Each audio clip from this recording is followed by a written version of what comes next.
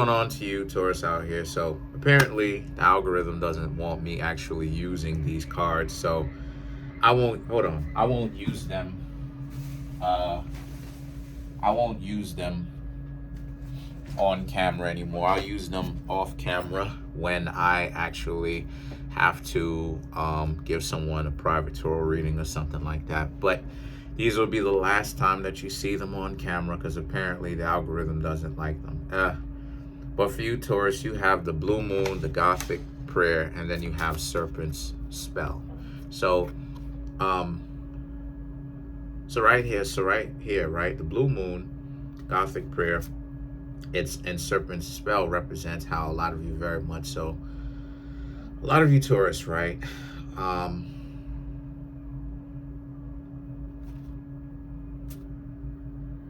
Seems as if some of you Taurus are looking for some sort of something to happen that is rare.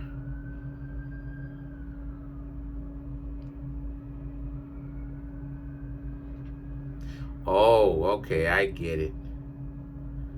You Taurus are looking for someone to love you as well as you love them. You're basically you're praying and hoping for someone to actually, for you to be able to find someone that is actually a good match. Okay.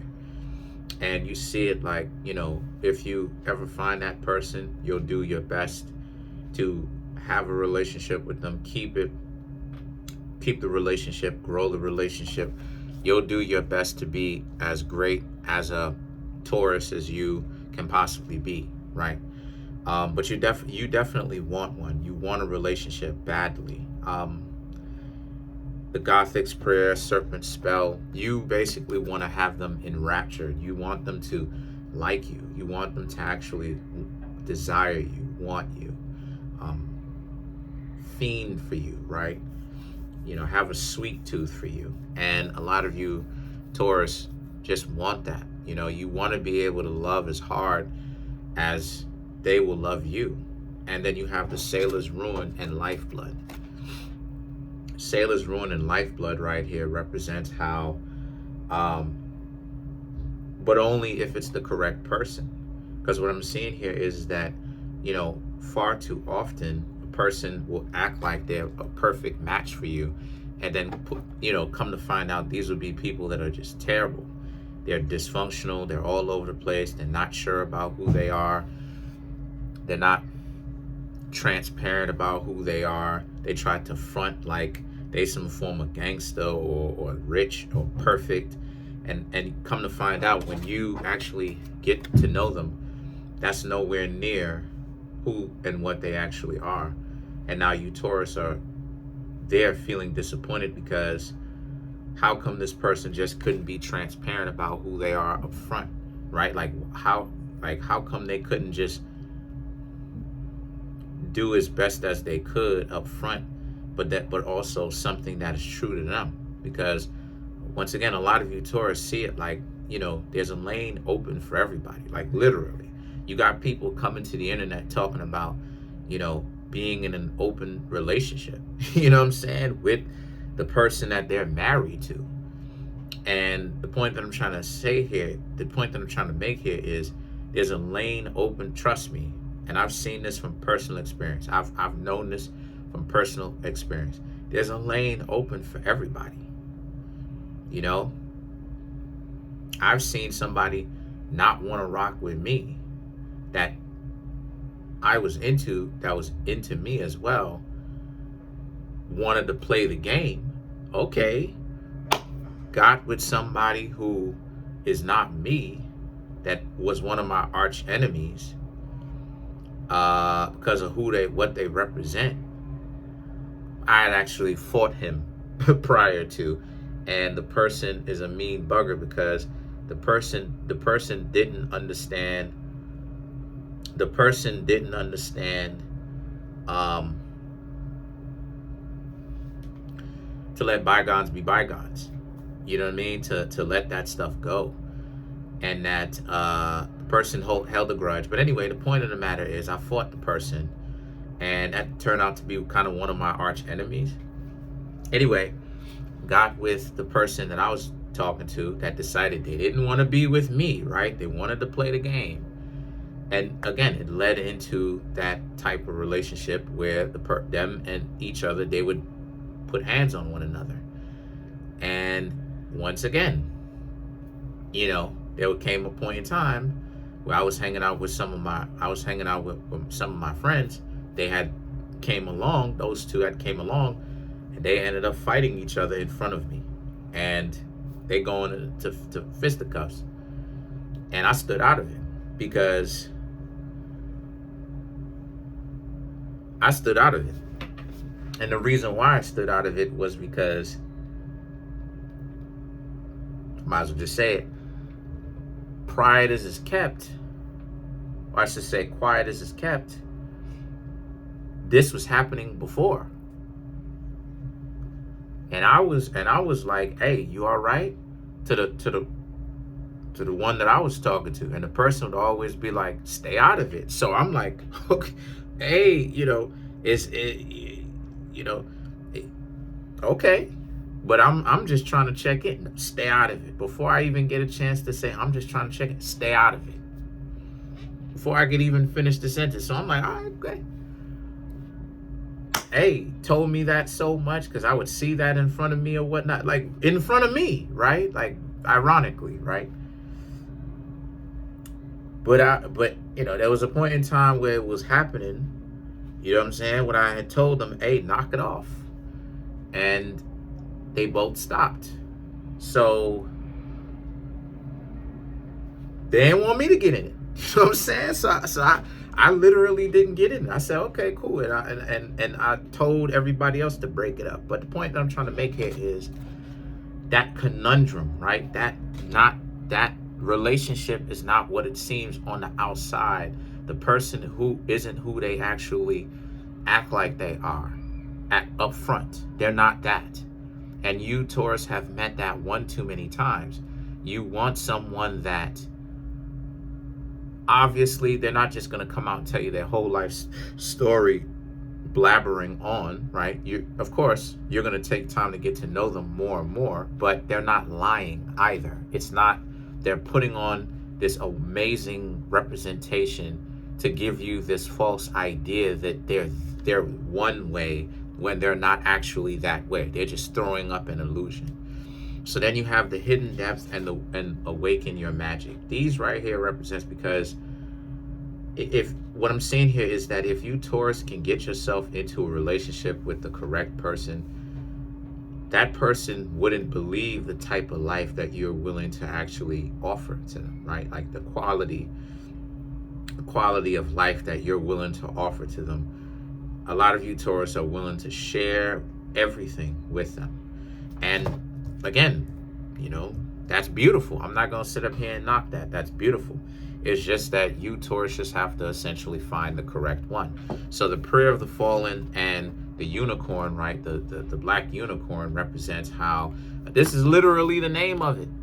I don't understand how the algorithm literally takes this as insulting, but these are literally the name of cards, but whatever.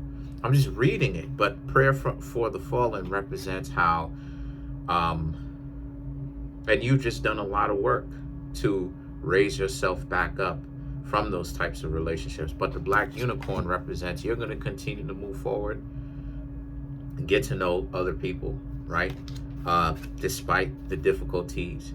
And then you have beyond the veil. And this represents how, because you're determined to actually get to a significant other who is a viable option, a very good pick, a good pick for you, or solid, from anywhere from a solid, well-rounded pick to a very, no-brainer, outstanding, egregious pick that's viable. So let's clarify the awaken your magic.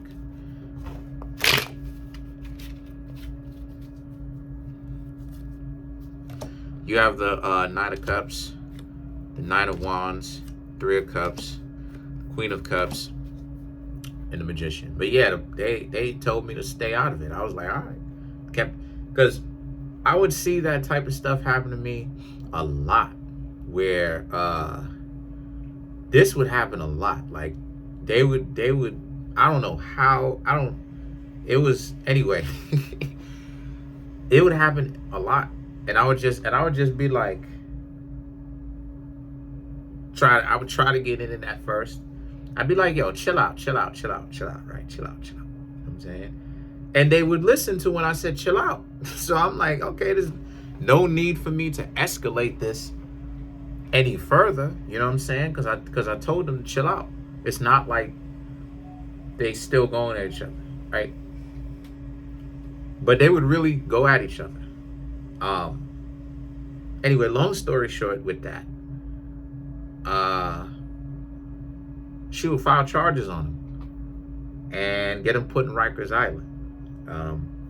Anyway, the point is, stupid stuff happens like that. The Knight of Cups and the Nine of Wands right here represents, once again, you're putting your best foot forward, right? So how come is it that all it is that you're finding is low down, dirty thieves? But once again, don't blame yourself. It's just sheer numbers. The majority of people that you're meeting are trash just from sheer numbers. It's not a matter of your quality, right? It's only a reflection on your quality if you get yourself in a relationship with a dysfunctional person that you kind of already saw signs were very dysfunctional, and you still decided to be with them anyway. The Three of Cups, the Queen of Cups, and then you have the Magician is about how, you know, or if like you accept them back after they did something messed up to you. That's how. So you, Taurus, are, like I said, you're on the right track. You're doing the things that are conducive for you to actually get yourself in a real well-working relationship. It's just that the situation that you, Taurus, are having is there's not a lot of, honestly, and I've been saying this for years, there's not a lot of good viable options. There's really not. You know, this is why it is that, like, you know, where I am in my life, personally, I don't want to date anybody living in the union, right? Living in the 50 states. I'm not into that because I just don't want to. You know what I mean? Like, me personally, and I'm going to say something that's real cold, but it's the truth. I get more out of friendships than I do relationships, because from out of friendships, right? Out of friendships, I get all types of stuff. I get to hear what it is that the person has to say, somewhat civil, respectful conversations, to and beyond respectful conversations. And then I literally juxtapose that between that and how I am treated, how I'm received, the fact that people are willing to listen to what I have to say a lot more than relationship factor. And I'm being totally transparent. I think people who say that people can't be friends, right? Both men and women can't be friends. I think, honestly, those people are crazy, because you can't seek to gain access to everybody that you interact with.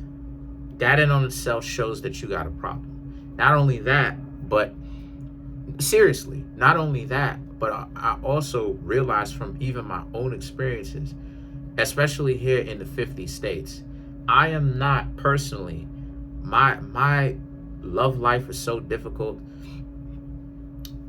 I'm not going to find someone that's a good match. Someone that deals with me, interacts with me without having to bring in the agendas. People will try to put a jacket on me that doesn't even belong to me. You know what I mean? Like, they'll say things about me that's not even true. They'll say things like, oh, I'm a player and this and that. And it's like, but this is the this is the stupidity of it. How is it on one hand I'm a player, right? Which would indicate I have a whole bunch of people running in and out, using people, treating people like trash, right? They only have usefulness when I want them. And then when I don't want them anymore, I just throw them away, right? But that's not true. Factually, that's not true, because I can't keep a girlfriend. Find it hard to. Why? Not on the same page. Not on the same page. I'm looking for self-improvement. I'm looking for integrity. I'm looking for honor. And a lot of the people that I've met don't have those things. You know, I'll go ahead and try to put somebody on who I'm trying to date, and they're so close-minded to the point where they not listening to it. It doesn't, that, like, for instance, like, I'll put you on, right? I'll talk about the Moors, and I'll talk about how the Moors created everything, basically. And then the propaganda, oh no, and then when I provide the evidence, they want to get into an argument so badly to the point where they completely forget about what's actually important. And it's like they're completely missing the point of what I'm saying. What I'm saying, because they want to, because they like these narratives, because they want to be closed-minded. And how can a relationship grow? How can they grow? How could there? Because what I am offering is not just one thing. What I'm offering is a very vast mind. You have the mind of a supercomputer. You develop. It's a journey of self-discovery and self-empowerment being with me. Opening your mind, opening your world to the possibilities, right? Upgrading your mental state, becoming better, becoming more well-rounded, versatile, right? Wise. They don't want that. What they want is bickering and arguing. And it's boring, because it really raises the question, how many people are actually in real relationships like that? In a real relationship, denoting there's not just downtime, of course, but there's also times where the two of you are expanding, the two of you are growing. How many people are in relationships that are dysfunctional? How many people are in relationships where all they're doing is chilling and they're not actually doing anything else? All they're doing is chilling. The whole relationship, and there's no actual forward growth and movement. It's just either staying in a chilling mode or sliding backwards. And for me personally, I realized, 33 years old, only been with one woman twice, in that sense, where I actually really got something out of it. Thousands, I should say hundreds of the people that I may have talked to. You mean to tell me that I was just a dub for everybody? I'm so undesired to the point where I'm just a dub for absolutely everybody. So I'm saying all that despite what I've got going for myself. So again, you know, and I know I'm gonna have some trolls that's gonna act like, or just either say outright or imply that's how bad I am, right? All of this narrative bullshit. But at the same time, right,